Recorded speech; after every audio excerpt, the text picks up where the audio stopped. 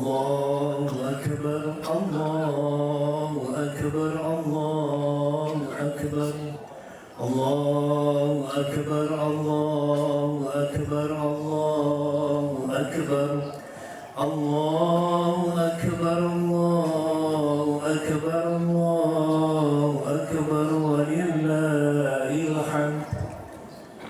Alhamdulillah, alhamdulillahilladzi anzala ala abdihi al-kitaba wa lam yaj'al lahu iwaja qayyiman liyundhira ba'san shadidan min ladunhu wa yubashshira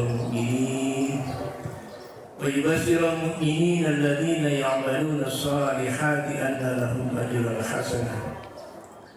Asyhadu an la ilaha illallah wahdahu la syarika lah wa asyhadu anna Muhammadan abduhu wa rasuluh la nabiyya ba'dah. Allahumma salli ala Muhammad wa ala alihi wa ashabihi wa man tabi'ahum ila yaumiddin. Ayyuhal hadirin al-kiram, puji dan syukur senantiasa kita panjatkan kehadirat Allah Subhanahu wa taala. Alhamdulillah, pagi hari ini Allah memberikan keberkahan yang tiada terhingga kepada kita sekalian. Allah memberikan cuaca yang terang, cuaca yang sejuk setelah kemarin diguyur hujan. Alhamdulillah, Allah memberikan izin kepada kita untuk melaksanakan ibadah salat Id di luar, tidak di dalam masjid, sehingga ini merupakan karunia yang tidak terhingga yang Allah berikan kepada kita. Mari kita syukuri, karena dengan rasa syukur kita, niscaya Allah akan menambahkan nikmatnya kepada kita sekalian. Allahu Akbar, walillahil hamd. Jemaah salat Id rahimakumullah, marilah kita tingkatkan iman dan takwa kita kepada Allah Subhanahu wa taala, agar kita nanti akan menjadi umat yang mulia sesuai yang dijanjikan oleh Allah dalam surat Al-Hujurat ayat 13. Allah menjanjikan kepada kita, inna akramakum indallahi atqakum. Sesungguhnya orang-orang yang paling mulia di antara kamu adalah orang-orang yang paling bertakwa. Ketakwaan yang kita miliki akan menempatkan posisi kita sebagai hamba Allah yang mulia. Mulia di hadapan Allah, mulia di hadapan manusia, mulia di dunia, dan insya Allah akan dimuliakan di akhirat. Untuk itulah jamaah salat Id rahimakumullah, mari kita ingat-ingat selalu, kita tingkatkan iman dan takwa kita kepada Allah Subhanahu wa taala. Dan jangan lupa senantiasa kita bersolawat kepada Rasulullah sallallahu alaihi wasallam. Allahumma salli ala Muhammad. Karena dengan solawat kita senantiasa memohon dan berharap kepada Allah agar kelak di yaumul mahsyar kita akan mendapatkan syafaat dari Rasulullah. Kita termasuk umat Rasulullah yang ada di barisan beliau. Dan kita senantiasa berharap mudah-mudahan kita termasuk orang-orang yang akan mendapatkan telaga Kautsar. Untuk itulah jemaah sekalian, mari kita senantiasa mendawamkan salawat kita. Tidak harus dengan suara yang keras, tidak harus dengan dilakukan. Yang penting kita selalu bersalawat untuk Rasulullah sallallahu alaihi wasallam. Inna Allaha wa malaikatahu yusalluna 'alan nabi. Ya ayyuhalladzina amanu sallu 'alaihi wa sallimu taslima. Allah dan para malaikat saja bersalawat untuk Rasulullah. Kita sebagai umatnya, maka sudah sepantasnya dan seharusnya kita senantiasa banyak bersolawat. Tidak harus di masjid untuk bersolawat. Ketika kita naik motor, ketika kita berada di rumah, selama tidak di tempat-tempat yang dilarang untuk bersolawat, maka kita doakan solawat kita. Mudah-mudahan kita ini termasuk umat Rasulullah SAW yang senantiasa mendapatkan perlindungan dan syafaat dari beliau. Allahu Akbar, Allahu Akbar, walillahil hamd. Jemaah salat Id rahimakumullah. Alhamdulillah, hari ini kita telah menyelesaikan satu rangkaian ibadah, satu bulan penuh dengan berbagai kegiatan ritual yang sudah kita laksanakan. Hari ini kita telah sampai di penghujung bulan suci Ramadan dan kita masuk pada bulan Syawal. Kita tahu bahwa Ramadan merupakan bulan yang diberikan oleh Allah untuk manusia, agar manusia memiliki waktu khusus untuk merombak dirinya, untuk membersihkan dirinya, untuk mensucikan dirinya dari segala dosa, dari segala perbuatan fahsyat, dan dari segala perbuatan mungkar. Ramadan diibaratkan seperti satu sungai dalam perjalanan hidup kita. Kita tahu bahwa dalam satu tahun kehidupan kita selalu diselang dengan satu bulan penuh yang disebut dengan bulan suci Ramadan. Kita menjalani bulan suci Ramadan diibaratkan kita berjalan di jalan yang panjang selama satu tahun.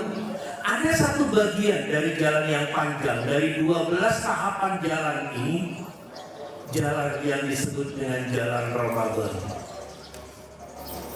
Buya Hamka mengibaratkan Ramadan itu ibarat sebuah sungai.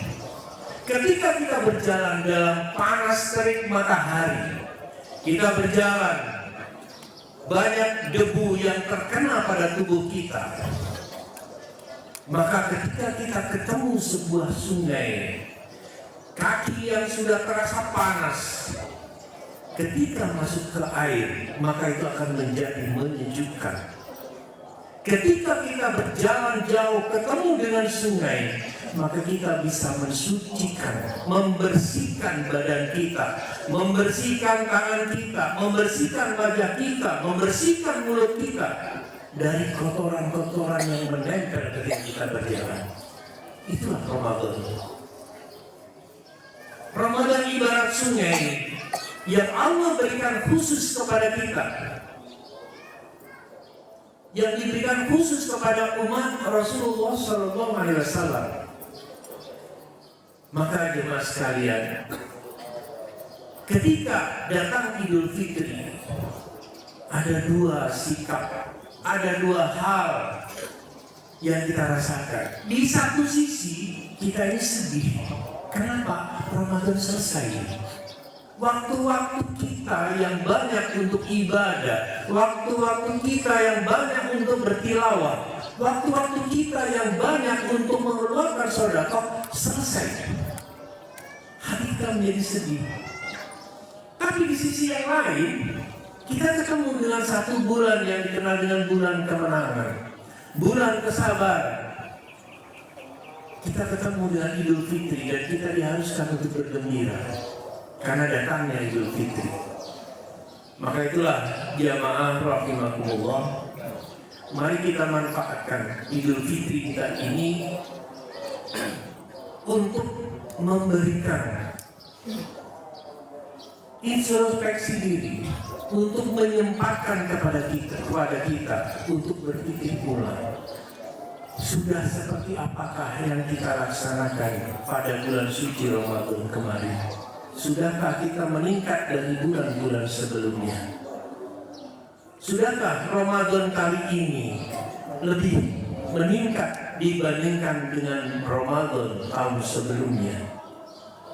Untuk itulah, mari kita senantiasa meningkatkan takwa kita. Mudah-mudahan selesai Ramadan ini, bulan suci Ramadan ini menjadi starting point, menjadi titik awal kita untuk memperbaiki kehidupan kita. Kita akan mencoba melihat apa yang disampaikan oleh ulama tentang Idul Fitri. Idul Fitri, jamaah sekalian, memiliki 3 unsur, 3 makna. Idul Fitri memiliki 3 nilai di dalamnya. Idul berarti kembali, fitri kepada kefitrahan, kepada kesucian.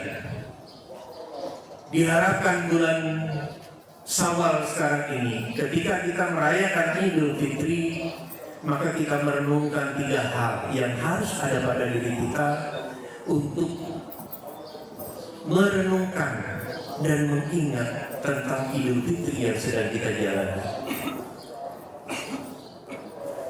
Ulama memberikan gambaran yang disebut dengan Idul Fitri memiliki 3 unsur yang harus ada pada diri kita pada Idul Fitri. Yang pertama adalah semakin kuatnya keinginan untuk mendekat. Ada 3 hal, ada 3 unsur yang harus didasari oleh manusia.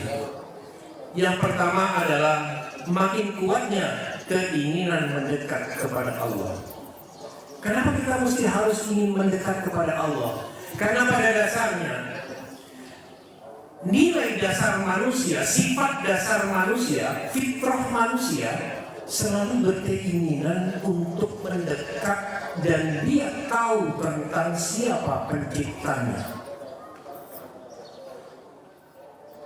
Kita sebagai manusia selalu diingatkan agar kita selalu mendekatkan diri kepada Allah dengan cara kita bertakwa.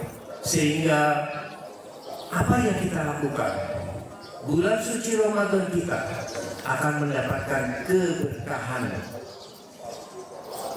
Kalau kita berpikir ulang apa keberkahan itu? Keberkahan adalah ziyadatul khair. Jadi yang disebut dengan berkah itu adalah ziyadatul khair, bertambahnya kebaikan yang akan kita kerjakan. Itu yang namanya berkah. Jadi kalau harta kita punya keberkahan, harta yang kita miliki itu justru menjadikan kebaikan kita bertambah, bukan bertambah pelit, bukan bertambah kikir, bukan bertambah bakhil, tapi dengan harta kita justru memberikan kebaikan yang berlebih, baik kepada diri kita sendiri, kepada keluarga kita, maupun kepada orang-orang yang ada di sekitar kita. Itu konsep keberkahan dalam Islam. Makanya ketika kita semakin kuat mendekat kepada Allah, maka hidup kita akan menjadi berkah. Itulah konsep sebetulnya tentang rahmatan lil alamin. Bahwa Islam diturunkan itu dalam rangka rahmatan lil alamin, menjadi rahmat bagi seluruh alam, orang-orang yang ada di sekitar kita, baik diri kita sendiri, keluarga kita, dan orang-orang yang ada di sekitar kita. Itu konsep rahmatan lil alamin. Allahu Akbar, Allahu Akbar, walillahil hamd. Jamaah salat Id rahimakumullah. Keberkahan yang harus kita cari ini berpangkal dari apa yang sudah Allah ajarkan di bulan suci Ramadan. Sebab kita rasakan bulan suci Ramadan memang istimewa. Betapa orang yang biasanya tidak pernah jamaah di masjid, dia menjadi rajin jamaah di masjid. Betapa orang yang biasanya sulit untuk berinfak, menjadi mudah untuk berinfak. Betapa ketika orang biasanya sulit untuk makan bersama keluarganya karena kesibukannya dan lain sebagainya, ketika buka puasa dia akan bisa makan bersama keluarganya. Itulah keberkahan yang sangat luar biasa. Kebaikan yang ada, mari kita coba teruskan. Yang kedua, makna fitrah itu adalah bertambahnya rasa syukur. Bertambahnya rasa syukur kita, ini akan menjadi makna kembalinya kefitrahan kita. Kita syukuri apa yang sudah Allah ajarkan kepada kita pada bulan suci Ramadan. Sesuai dengan firman Allah dalam surat Al-Baqarah ayat 185. Ini potongan dari ayat 185 yang cukup panjang. Walitukmilul iddata walitukabbirullaha ala ma hadakum wa la'allakum tashkurun. Dan hendaklah kamu cukupkan bilangannya, hendaklah kamu mengagungkan Allah atas petunjuknya yang diberikan kepadamu supaya kamu menjadi bersyukur. Allahu Akbar, Allahu Akbar, walillahil hamd. Jamaah rahimakumullah, betapa rasa syukur kita ini menjadi satu titik poin dalam kita menjalankan ibadah di bulan suci Ramadan. Puasa selain akan memberikan dampak pada ketakwaan, la'allakum tattaqun, namun puasa juga bisa memberikan dampak kepada la'allakum tashkurun. Jadi ketika kita berpuasa, selain akan meningkatkan takwa kita, harusnya puasa kita bisa menjadikan kita orang-orang yang meningkatkan rasa syukur kita kepada Allah. Kenapa kita harus mensyukuri? Karena rasa syukur inilah yang menempatkan posisi kita sebagai hamba Allah. Karena kalau kita tidak mensyukuri apa yang Allah berikan, ancaman Allah jelas itu. Inna adabi lasyadid, bahwa siksa Allah itu akan sangat pedih. La in syakartum wala azidanakum wa azidannakum wala in kafartum inna adabi lasyadid. Sekiranya kamu bersyukur kepada Allah, niscaya Allah akan menambahkan nikmat syukurnya. Tapi kalau kamu mengkufuri nikmat Allah, inna adabi lasyadid, siksa Allah itu sangat pedih. Artinya jamaah sekalian, kalau di yaumil akhir kita akan masuk neraka apabila kita tidak mau mensyukuri apa yang Allah berikan kepada kita. Makanya ibadah suci Ramadan, ibadah yang kita lakukan pada bulan suci Ramadan memberikan dua dampak. Yang pertama adalah takwa kepada Allah, dan yang ketiga adalah rasa syukur. Mari kita pupuk dua hal ini. Mudah-mudahan ini menjadi sesuatu yang menjadi ciri khas bagi seorang muslim. Allahu Akbar, walillahil hamd. Jamaah rahimakumullah. Dan makna fitrah yang ketiga adalah semakin lembutnya hati dalam berinteraksi dengan sesama. Kata fitrah mempunyai dampak semakin baiknya kita bergaul dengan sesama, semakin lembutnya hati kita.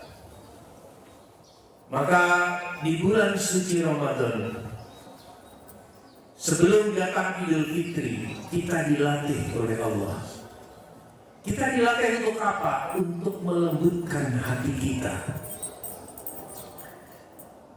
Kita dilatih oleh Allah untuk supaya kita memiliki hati yang lembut, sehingga kita mau berbagi kepada sesama.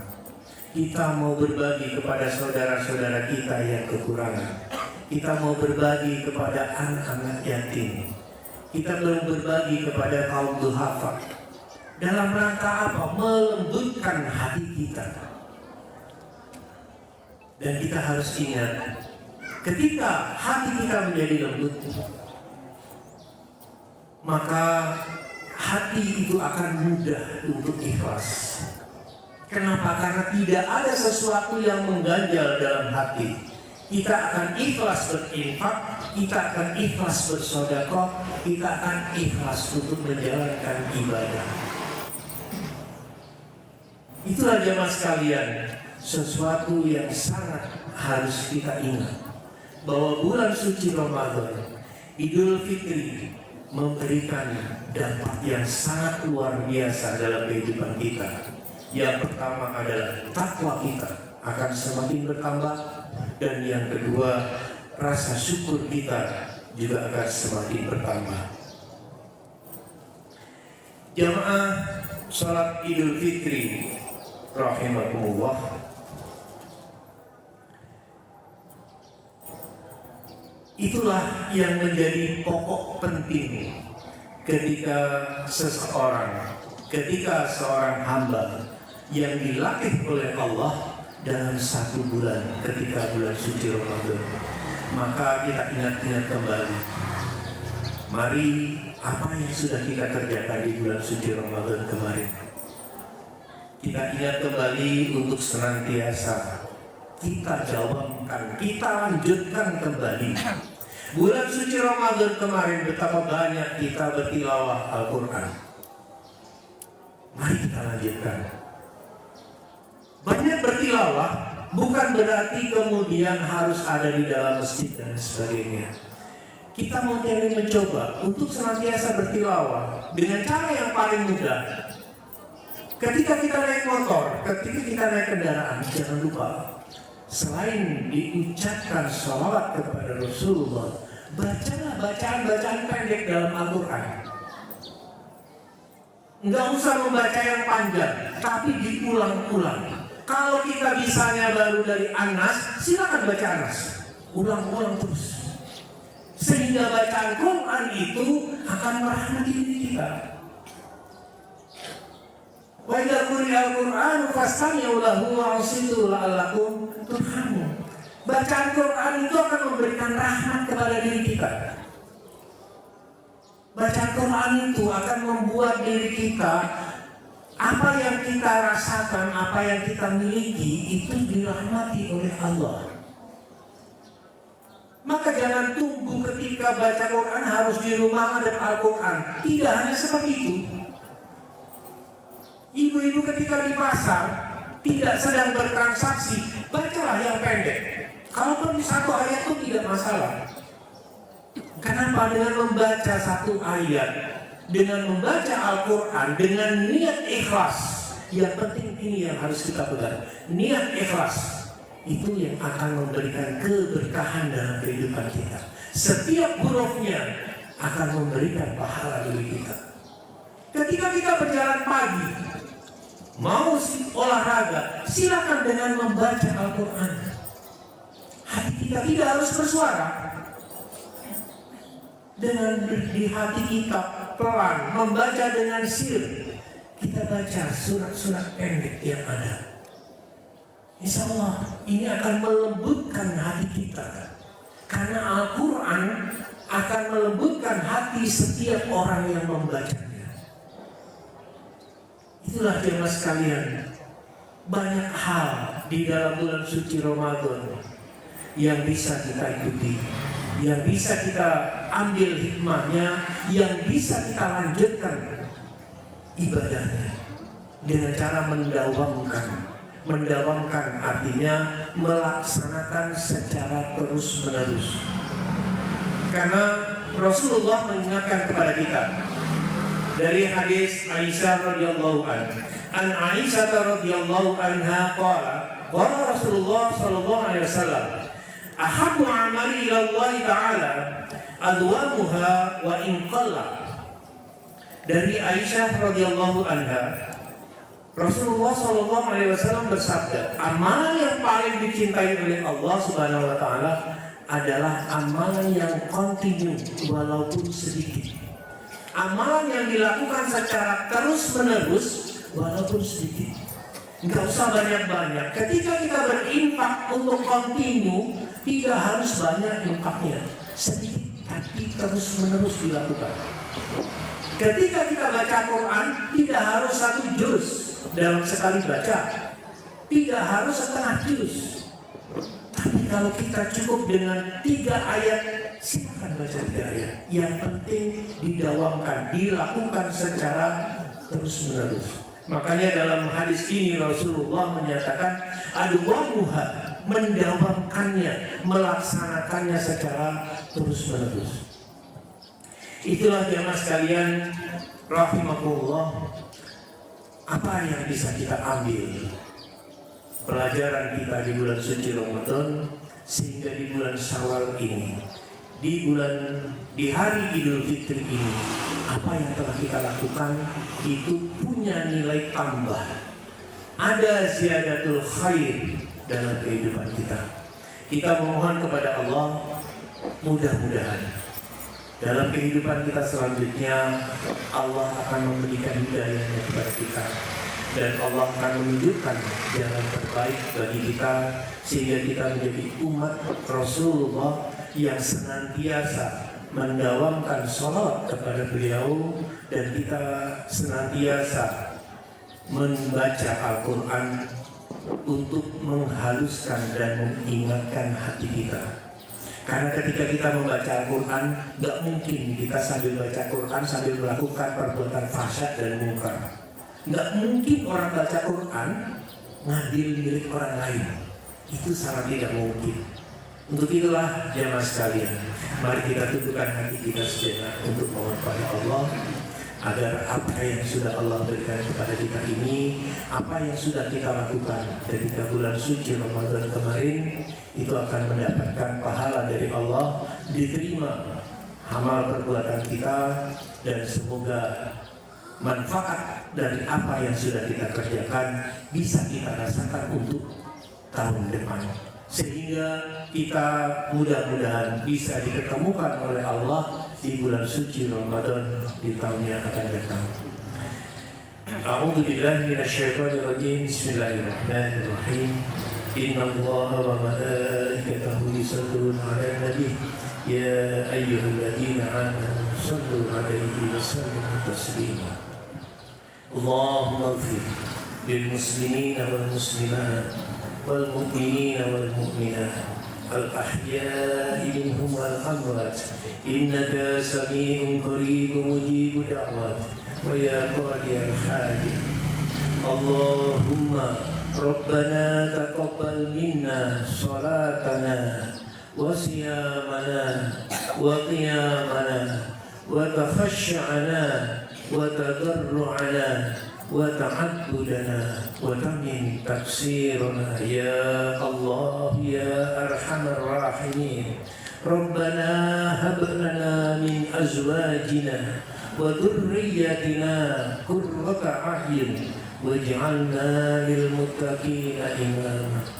Allahumma ighfir li dhunubi wa li walidayya warhamhuma kama rabbayani shaghira. Allahumma inna nas'aluka imanan da'iman wa nas'aluka qalban khashi'an wa nas'aluka yaqinan sadiqan wa nas'aluka amalan salihan wa nas'aluka ghinaa linnas wa nas'aluka rizqan wasi'an wa halalan thayyiban. Rabbana taqabbal minna innaka antas sami'ul alim wa tub 'alaina innaka antat tawwabur rahim. Rabbana zalamna anfusana wa illam taghfir lana wa tarhamna lanakunanna minal khasirin. Ibadallah, innallaha ya'murukum bil 'adli wal ihsan wa ita'i dzil qurba wa yanha 'anil fahsya'i wal munkari wal baghi ya'idukum la'allakum tadhakkarun wa ladzikrullahi akbar. Demikian, mohon maaf atas segala kehilafan. Barangkali ada kata-kata kalimat kami yang kurang berkenan bagi para bapak dan ibu yang mendengarkan hari ini. Saya secara pribadi mohon maaf kepada bapak ibu semuanya. Mudah-mudahan hari ini dan hari-hari seterusnya akan menjadi hari terindah dalam kehidupan kita. Demikian, billahi taufiq wal hidayah. Assalamualaikum warahmatullahi wabarakatuh.